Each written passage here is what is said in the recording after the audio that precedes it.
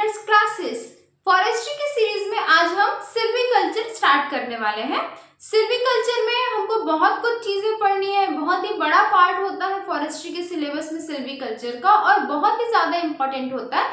इससे काफी सारे क्वेश्चंस देखने को मिलते हैं। तो जो लोग भी चैनल में नए हैं, चैनल को सब्सक्राइब कीजिए, लाइक कीजिए और शेयर कीजिए। टाइम वेस्ट नहीं करते हैं, स्टार्ट करते हैं हम आज का टॉपिक। ठीक है, देखो सिल्वीकल्चर पढ़ना है हमको।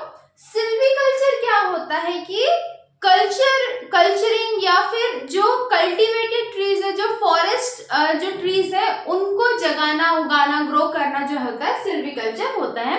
मैंने पहले इसके बारे में बताया है। ठीक है, इसका ऑफिशियल डेफिनेशन हम आगे की क्लासेस में देखते हुए चलेंगे। तो आज हमको स्टार्ट करना है, तो देखते हैं हम कैसे पढ़ेंगे। सिल्वीकल्चर एंड फॉरेस्ट के बारे में पढ़ना है और ये फॉरेस्ट्री का बहुत ही कोर पार्ट होता है। ठीक है, फॉरेस्ट मैंने बताया था कि एक लैटिन वर्ड से डिराइव होता है। क्या वर्ड होता है वो? फॉरेस्ट। फॉरेस्ट नाम का एक लैटिन वर्ड होता है जिससे फॉरेस्ट वर्ड डिराइव हुआ है और इस लैटिन का मतलब होता है outside of village. Outside of village मतलब किसी भी एक रेसिडेंशियल एरिया के आउटसाइड का जो एरिया होता है जहां पे हम ट्रीज को ग्रो करते हैं, कल्चर करते हैं उनका, उस प्रोसेस को सिल्वीकल्चर बोलते हैं। ठीक है, तो फॉरेस्ट क्या होता है? आउटसाइड ऑफ रेसिडेंशियल एरिया या आउटसाइड ऑफ विलेज जो कल्टीवेशन ऑफ फॉरेस्ट ट्रीज होते हैं उन्हीं को हम फॉरेस्ट बोलते हैं। ठीक है, कल्टीवेशन ऑफ ट्रीज होते हैं। अब देखो, यदि हम इसके डेफिनेशन पे आए कि फॉरेस्ट क्या होता है, तो an area set for the production of timber। Timber क्या होता है? जो बड़े बड़े जो लकड़ियां होती हैं जैसे साल, सागौन, इसकी जो लकड़ियां होती है जो हमको बहुत ही ज्यादा इकोनॉमिकली यूजफुल आती है, तो उनको ग्रो करना। इसके अलावा अदर फॉरेस्ट प्रोड्यूस, फॉरेस्ट से हमको टिम्बर के अलावा बहुत सारे फॉरेस्ट प्रोडक्ट्स मिलते हैं, जैसे गम मिलते हैं, लैम्प मिलता है, इसके अलावा हर्ब्स मिलते हैं, जड़ी बूटियां मिलती है, बहुत एक्सोटिक तरीके के फ्रूट्स मिलते हैं, वेजिटेबल्स मिलते हैं। तो इस तरीके की जो चीजें होती है वो भी हमको फॉरेस्ट से मिलता है और उसका इनडायरेक्ट बेनिफिट भी हमको मिलता है। ठीक है, अब इसके जो है इनडायरेक्ट बेनिफिट्स क्या क्या है, तो फॉरेस्ट का होना हमारे होल इकोसिस्टम के लिए बहुत ज्यादा जरूरी है। सॉइल जो मिट्टी होती है उसके इरोजन को रोकता है, उसको बहने से रोकता है। पेड़ रहेंगे तो हरियाली रहेगी। कार्बन डाइऑक्साइड का लेवल जो है बहुत ही ज्यादा होने से रोकता है। ग्लोबल वार्मिंग को प्रिवेंट करता है क्या? फॉरेस्ट। तो फॉरेस्ट से हमको क्या क्या मिलता है? फॉरेस्ट से हमको टिम्बर मिलता है, बड़ी बड़ी इकोनॉमिक यूज की लकड़ियां मिलती है। इसके अलावा हमको फॉरेस्ट प्रोड्यूस मिलते हैं जो कि मेजर फॉरेस्ट प्रोड्यूस और माइनर फॉरेस्ट प्रोड्यूस में डिवाइड किए जाते हैं। अलग अलग एरिया में माइनर फॉरेस्ट प्रोड्यूस जो होते हैं वो अलग अलग तरीके के होते हैं। और हमको एनवायरमेंट कंजर्वेशन के रूप में इनडायरेक्ट बेनिफिट भी फॉरेस्ट से मिलता है। ठीक है, अब देखो यदि हम इकोलॉजिकली और देखें तो क्या होता है?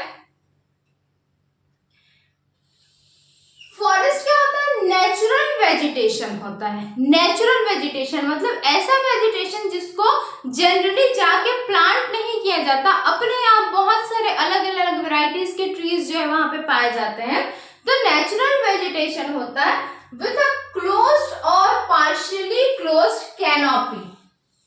क्लोज्ड और पार्शियली क्लोज्ड कैनोपी। अब ये कैनोपी क्या है? देखो, कैनोपी को हम सिंपल वर्ड में ट्री डेंसिटी बोल सकते हैं। Tree density. अब भाई ये क्या चीज है? तो सपोज ये एक पेड़ है, ठीक है, ये एक ट्री है और ये जो पार्ट होता है ना, जो उसके ऊपर जो लीव्स से भरा हुआ पार्ट होता है, इसी पार्ट को हम क्या बोलते हैं? कैनोपी बोलते हैं। ठीक है, CANOPY, कैनोपी बोलते हैं। तो यदि पेड़ों के बीच में, दो पेड़ों के बीच में बहुत ही ज्यादा डेंसिटी है तो उसको हम बहुत ही डेंस या क्लोज्ड कैनोपी बोलते हैं। जबकि यदि उनके बीच में पत्तों का जो एरिया है वो कम है तो उसको हम लोग पार्शियली क्लोज्ड या बहुत कम है तो ओपन कैनोपी बोलते हैं। ये सब भी हमको आगे देखना है। अभी जस्ट मैं आपको वर्ड्स से इंट्रोड्यूस करवाते हुए चल रही हूँ ये सारे वर्ड्स। ठीक है, ये हमको आगे देखते जाना है। अब फॉरेस्ट का क्लासिफिकेशन। ठीक है, क्लासिफिकेशन ऑफ फॉरेस्ट। तो फॉरेस्ट को हम किस किस बेस में क्लासिफाई कर सकते हैं? फॉरेस्ट को हम एज के बेस में क्लासिफाई कर सकते हैं, मतलब किस फॉरेस्ट की एज कितनी, वहां पे फॉरेस्ट के जो ट्रीज है उनकी एज क्या होगी। अच्छा, जो फॉरेस्ट के जो या पेड़ों की जो एज होती है वो किससे काउंट किया जाता है, ये आप लोग कमेंट करके बताएंगे। कुछ रिंग्स होते हैं, उन रिंग्स को क्या बोलते हैं, ठीक है। रीजनरेशन मतलब किस तरीके से उन फॉरेस्ट में जनरेशन होता है, उससे हम उसको क्लासिफाई कर सकते हैं। फॉरेस्ट का कंपोजिशन, किस तरीके के फॉरेस्ट है उसके बेसिस पे हम उसको क्लासिफाई कर सकते हैं। ओनरशिप के बेसिस पे हम फॉरेस्ट को क्लासिफाई कर सकते हैं। फंक्शन के बेसिस पे हम फॉरेस्ट को क्लासिफाई कर सकते हैं। लीगैलिटी के बेसिस पे हम फॉरेस्ट को क्लासिफाई कर सकते हैं। रिजर्व्ड, कंजर्व्ड, मिक्स्ड फॉरेस्ट, ये सब हमको डिटेल करते हुए चलना है। अभी मैं जस्ट नाम बता रही हूँ। ग्रोइंग स्टॉक के बेसिस पे हम जो है फॉरेस्ट को कंजर्व कर सकते हैं और सॉरी क्लासिफाई कर सकते हैं, और इकोलॉजिकल या इकोसिस्टम के बेसिस पे भी हम फॉरेस्ट को क्लासिफाई कर सकते हैं। एक एक करके इन 8 को हमको देखना है। तो आज हम जो है एज वाला जो पार्ट है कि एज के बेसिस पे हम फॉरेस्ट को कैसे क्लासिफाई करेंगे उसके बारे में डिटेल करेंगे, ठीक है। एज के बेसिस को में फॉरेस्ट को दो तरीके से क्लासिफाई किया जा सकता है। पहला है इवन एज्ड फॉरेस्ट, जिसको हम रेगुलर फॉरेस्ट भी बोलते हैं, और दूसरा है अनइवन एज्ड फॉरेस्ट, जिसको हम इररेगुलर फॉरेस्ट बोलते हैं। अब इवन एज्ड क्या होता है या रेगुलर फॉरेस्ट क्या होता है? ऐसा फॉरेस्ट जिसमें वहां पे मौजूद पेड़ों की, वहां पे मौजूद ट्रीज की जो एज होगी वो लगभग एक समान होगी। मतलब ऐसा नहीं होगा कि कोई पेड़ जो है वो 150 साल का और कोई पेड़ बस 2 साल का है, ऐसा नहीं होता है। यदि एक पेड़ 150 साल का है, ठीक है, 150 साल मैं एग्जांपल ले रही हूँ, सपोज कोई पेड़ है वो 20 साल का है, तो उसके आसपास के जो भी पेड़ होंगे, उस फॉरेस्ट एरिया के जो भी मेन पेड़ होंगे वो 20 के आसपास ही होंगे, कुछ कम कुछ ज्यादा। तो ऐसे फॉरेस्ट को क्या बोलते हैं? हम इवन एज्ड फॉरेस्ट बोलते हैं या रेगुलर फॉरेस्ट बोलते हैं, ठीक है। फॉरेस्ट, ठीक है, इसका डेफिनेशन यदि मैं देखूं तो a forest stand consisting of trees of approx same age. अब ये फॉरेस्ट स्टैंड क्या होता है? देखो, ये फॉरेस्ट्री के जो टर्मिनोलॉजीज है ना, ये काफी इंपॉर्टेंट है। ये पढ़ाने के साथ ही साथ मैं आपको ये भी एक्सप्लेन करते हुए चल रही हूँ ताकि आपको आगे प्रॉब्लम ना आ जाए। स्टैंड जो वर्ड होता है फॉरेस्ट्री में बहुत इंपॉर्टेंट होता है, और इसका मतलब होता है ग्रुप ऑफ सिमिलर ट्रीज। एक ही समान, एक ही प्रकार के, एक ही जगह पे प्रेजेंट जो ट्रीज होते हैं एक पर्टिकुलर एरिया में, उसको हम क्या बोलते हैं? स्टैंड बोलते हैं, ठीक है। काइंड ऑफ ये फॉरेस्ट का सिनोनिम है, आप समझ सकते हो समझने के लिए, ठीक। तो फॉरेस्ट का एक फॉरेस्ट ये जो स्टैंड होता है, जब वो सेम एज ग्रुप का होता है, मतलब बहुत सारे ट्रीज वहां पे लगभग सेम एज ग्रुप के होते हैं, तो वो रेगुलर फॉरेस्ट या इवन एज फॉरेस्ट कहलाता है, ठीक है।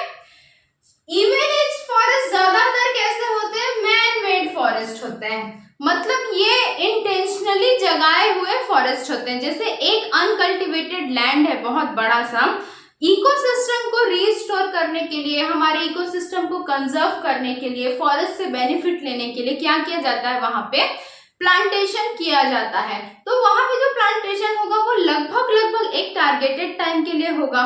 तो उसमें क्या होता है कि सारे के सारे जो ट्रीज होते हैं ना, वो लगभग सेम एज के होते हैं। अच्छा, इसमें क्या होता है, वो बहुत इंपॉर्टेंट पॉइंट है, 25% रोटेशन अलाउड होता है। अब भाई ये क्या चीज है? मार्क, ठीक है।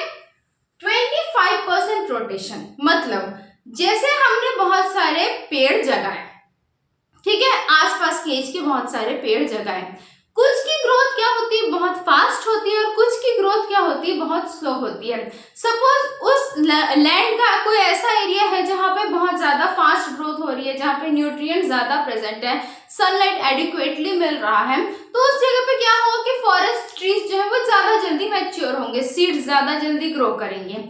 तो यदि ऐसे जगह से बहुत ही ज्यादा मैच्योर फॉरेस्ट हो गए और ऐसे वो पेड़ ऐसे कंडीशन में चले गए जहां पे हम और ज्यादा दिन के लिए उसको रखेंगे तो वो सड़ने लगेंगे, खराब हो जाएंगे, कीड़े आ जाएंगे, तो उस कंडीशन में क्या करते हैं, उनको कल्टीवेट कर लेते हैं, उनको यूज कर लेते हैं अपने बेनिफिट के लिए। ये सब हमको आगे डिटेल में पढ़ना है, अभी मैं आपको समझाने के लिए बताते जा रही हूँ, ठीक। तो वैसे जगह पे हम क्या करेंगे कि लगभग 25% तक के पेड़ों को हम वहां पर कट कर सकते हैं किसी भी अलग तरीके की कंडीशन में, या तो वो मैच्योर हो गए या तो वो सड़ गल गए, तो ऐसी कंडीशन में 25% का रोटेशन वहां पे अलाउड है। 25% तक के प्लांट ट्रीज को वहां पर कट किया जा सकता है और वापस वहां पे रीजनरेशन करेंगे। रीजनरेशन मतलब फिर से वहां पे उस एरिया में प्लांटेशन करेंगे, ठीक है। इसका एक बहुत ही इंपॉर्टेंट एग्जांपल है Nilambur teak plantation. Very important 5 star question बार बार पूछा जाता है। नीलांबूर टिक प्लांटेशन कौन से ईयर में आया था? 1842 में। ये क्या था? Nilambur teak plantation even aged forest का एग्जांपल है। यहाँ पे इंटेंशनली फॉरेस्ट बनाया गया था, पेड़ों को ग्रो किया गया था सिल्वीकल्चर के थ्रू, ठीक है। सेकेंड में बात करती हूँ एज के बेसिस पे, जो हमारा दूसरा क्लासिफिकेशन है वो है अनइवन एज्ड फॉरेस्ट, ठीक। फॉरेस्ट इसको हम क्या बोलते हैं? स्टैंड भी बोलते हैं, मतलब ग्रुप ऑफ सिमिलर ट्रीज। जैसे कि ये एक एरिया है, यहाँ पे लगभग ऐसे बहुत सारे जो है ट्रीज प्रेजेंट हैं, ठीक। तो ये बहुत सारे जो ट्रीज का एक ग्रुप होता है लगभग सेम एज के, उसको या सेम हाइट के, उसको क्या बोलते हैं? हम स्टैंड बोलते हैं, ठीक है।